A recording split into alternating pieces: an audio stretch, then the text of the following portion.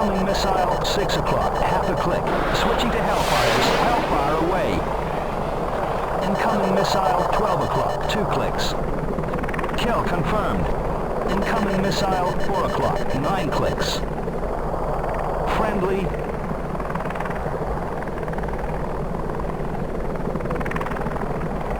We're running low on Hellfires. Enemy. Target hit. Enemy Engaged, Comanche vs. Hokum, or EACH for short, is a unique helicopter sim released at the turn of the millennium by a new company, Razorworks, with veteran digital integration developers. In this game, you have the choice of flying either the Blue 4 REH-66 Comanche or the Red 4 KA-50 Hokum, and if you own the 1997 game Apache Havoc, you get both of those helicopters too, making for a ton of content. In this game, you take part in the most flexible dynamic campaign to date, across multiple territories and scenarios, utilizing a wide range of helicopters, each with their own little quirks. Razorworks, the company, was founded by former digital integration member Kevin Bezant, a Tornado veteran who I actually contacted years ago to give his opinion on some things here. I'll reference some here and link the PDF in the description. Similar to Falcon 4.0, each had a source code release, and it got the Falcon treatment for a while. A small, disorganized modding community added plenty of quality of life features, such as the 6 Degree of Freedom Track IR support, graphics, and physics mods. Though it's nowhere near the extent of Falcon BMS, playing this at modern-day fidelity is essentially closer to a remaster, like the recent F-22 ADF. It's really a shame, though, that the modding scene for this game never fully took off, and it's pretty much dead now. But I really want to give credit and appreciate all that made this game better with their hard work. I also love that the original devs were perfectly happy with their game being carried by the community. Kevin was all in favor of giving it back to the modders after it reached end of life. Thank you so much for believing in game preservation. However, you can purchase the base game on GOG and search for the All Mods installer that will give you a suite of enhancements. The game world, of course, benefits from such enhancements, such as cloud layers, a large view distance, and improved air bases and LODs. The maps are really the perfect size and remind me of the war zones in Tornado. There's lots of space to do anything in a helicopter, which is also because there's airplanes in this game. Besides dealing with manpads, SAMs, and enemy helos of all types, you have to keep eyes open for surprise strafe attacks in the air too, though their flight models are a bit wonky. Target outside Seeker limit. Each game map usually has a few scenarios and campaigns, and you can see here the vast amount of content, albeit with massive swings in quality. The vanilla game has 3 war zones, Taiwan, Lebanon, and Yemen, all with built-in dynamic campaigns thanks to the highly flexible game engine. In short, I really do like the worlds. Oftentimes it can feel a little bland, but that's more so of how the world is populated. You kinda get a little bit of the TAW effect here. Rarely do I see ground units fight each other or do anything cool really. They usually just sit there as a clump waiting for you to shoot them down. In the in-game camera though, I see them move around all the time, but when engaging them, almost never. I'm not sure why. Even the infantry is super detailed, but again, I never see them doing much. Maybe because I'm just a cog in a machine, but most of the flight time is just me, my wingman, and my objective, and occasionally I will run into some extra friendlies or enemies. It is scary when a plane does lock onto you and you can't even see it. That being said, there's no Falcon 4.0 level of war going on here on the front lines, but it's good enough and it's far better than most games.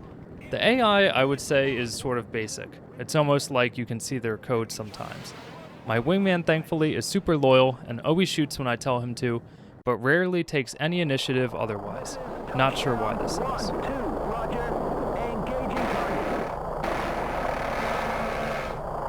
In each campaign or skirmish, you choose a side, Blue 4 or Red 4, and in mission planning you can pick and choose which aircraft you want to fly, similar to modern BMS. The aircraft options are plentiful, thanks to both the inclusion of the former games Apache and Havoc, and there's many more scout and transport options too, each with some fan-made cockpits. They're just similar enough in terms of keybinds and avionics where you can pick up any of them instantly, but each aircraft has something special that others cannot do. The Comanche is a technological beast, while the Hokum has a periscope optic and a stronger cannon. The Apache has something called PFZs, where you can designate a zone to lock onto, eliminating clutter, as well as LLTV, low light TV. I love this concept. In general, I would say that managing the helicopters is around the same mental load as F-22 ADF. Of course, your loadout and functions can change depending on what you choose. The Black Hawk doesn't have much in terms of armament, but you can deploy troops to take over an enemy base. All that being said, the damage models are non-existent though. Internal damage only. Target hit. This is Charger. Shit, we're hit! Roger. Coming to assist. This is getting hacked. 1-1. Repeat hit. Stingers. Vertigo. 1-1. Moving.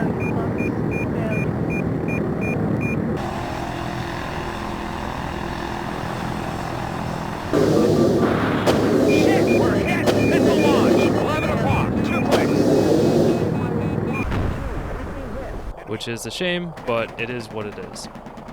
Kevin mentioned to me that at the time, a big selling point of the game was its ability to not only play both sides, but to integrate the former game, Apache Havoc, into this one, and I agree.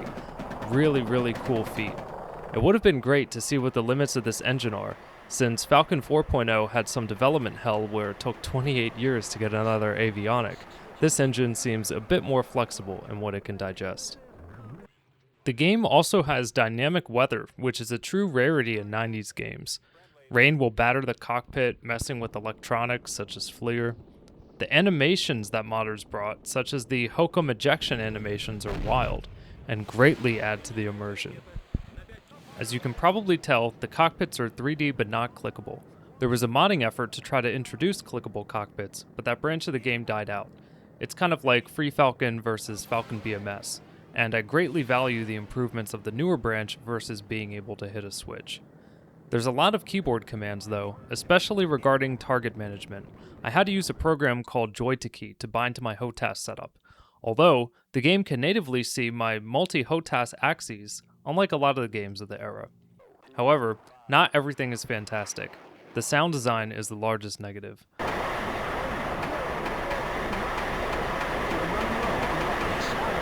Switching to chain gun.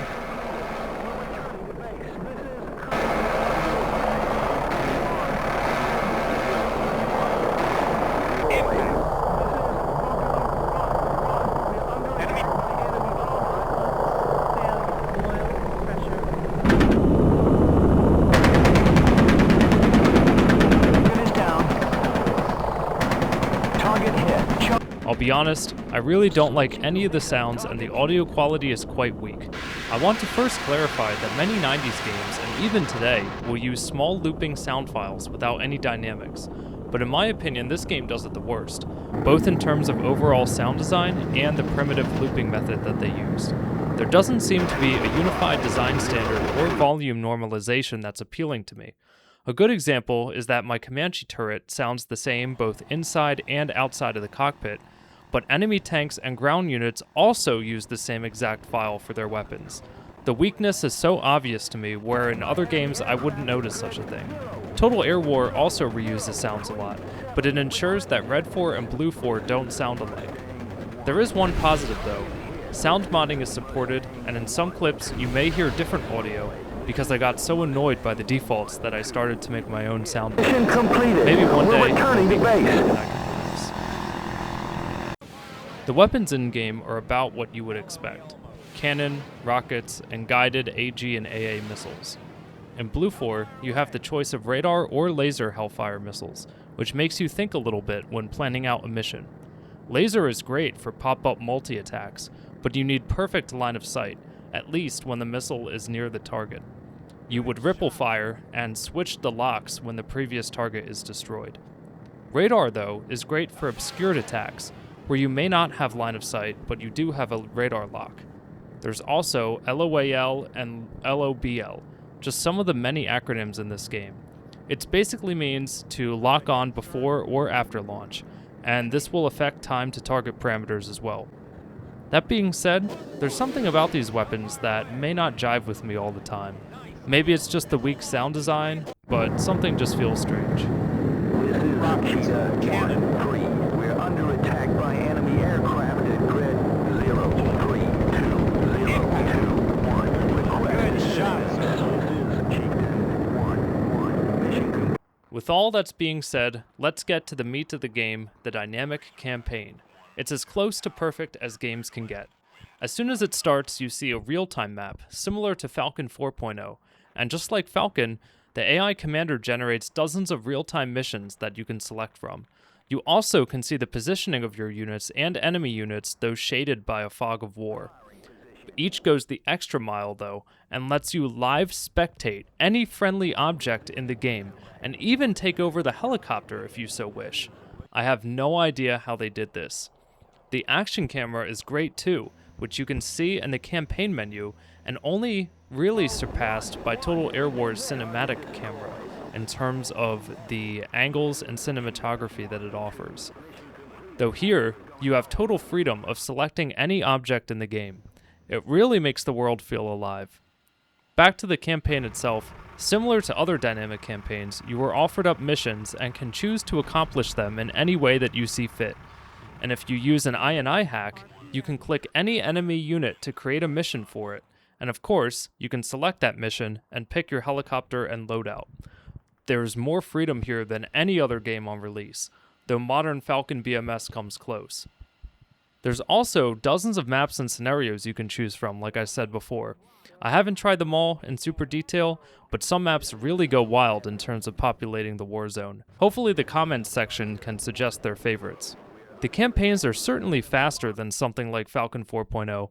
They're actually completable in one in-game day, unlike Falcon's insane 15 to 30 days.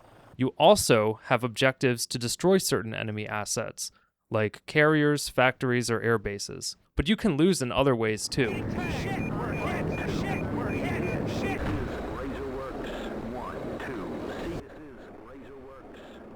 Like in this clip, we were winning, but I guess I died too much and lost it. According to the manual, the way the campaign progresses is using a base hopping strategy. You eliminate ground units around bases and then deploy troops there to get a new front line.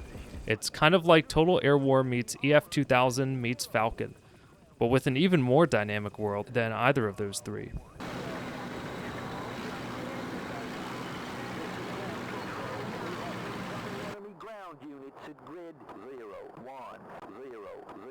Enemy engaged Comanche vs. Hokum is ambitious on every level and deserves a proper spot in S tier, next to Falcon 4.0. It truly is chopper heaven.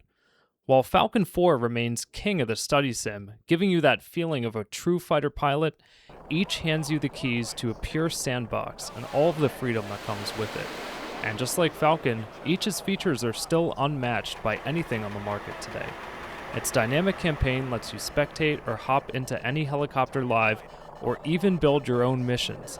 These are quality of life features that not even Falcon 4 had, and that no modern sim has matched since.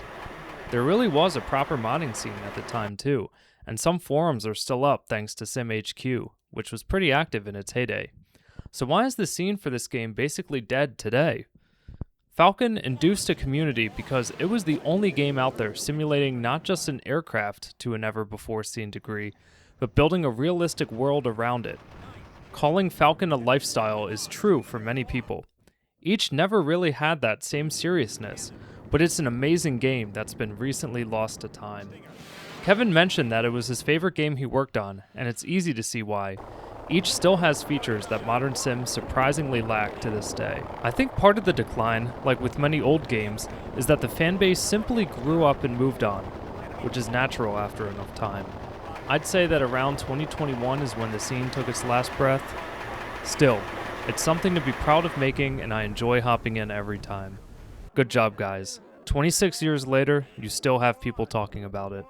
Thank you so much for building this game.